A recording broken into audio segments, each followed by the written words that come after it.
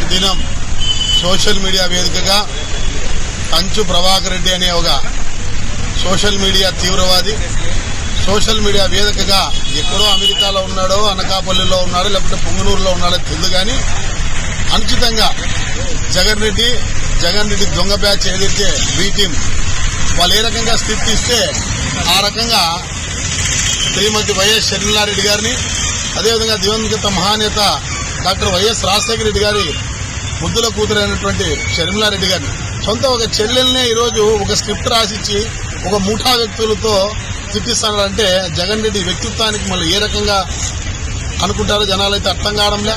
మళ్ళీ ఏ ఉద్దేశంలో జగన్ రెడ్డి ఇంత పరితెగిస్తున్నాడో జగన్ రెడ్డే కాదు, జగన్ రెడ్డి వెనుక ఉండే ప్రతి ఒక్క మాజీ మంత్రి, కార్పొరేటర్, చిన్న స్థాయి లీడర్ నుంచి మొదలుకొని ఈరోజు అసభ్య పదజాలంతో ప్రతి ఒక్కరిని దూషించడమే.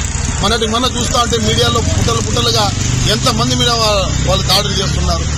ప్రజలు ఈరోజు ఒక లీడర్ని చూస్తే ఎవరన్నా కూడా ఆ లీడర్ని ఆదర్శంగా తీసుకొని ముందుకు పోవాల్సిన యువత ప్రతి ఒక్కరు కూడా బూతులు నేర్పిస్తోంది పోయిన అవినీతి ప్రభుత్వం.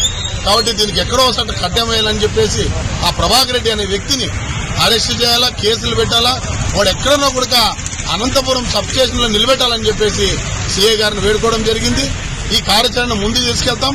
అదేవిధంగా రాష్ట్ర వ్యాప్తంగా కాంగ్రెస్ పార్టీ శ్రేణులు కేసులు కడతాం. ప్రతి ఒక్క పోలీస్ స్టేషన్ లో కూడా ఆ ప్రభాకర్ రెడ్డి వైసీపీ ముఠా బ్యాచ్ ఎవరైతే ఉన్నారో వారి మీద కంప్లైంట్ చేస్తామని చెప్పేసి మీ ద్వారా తెలియజేసుకునే దానికోసం ఈరోజు కుటోన్ పోలీస్ స్టేషన్ పరిధిలో కంప్లైంట్ పెట్టడం జరిగింది.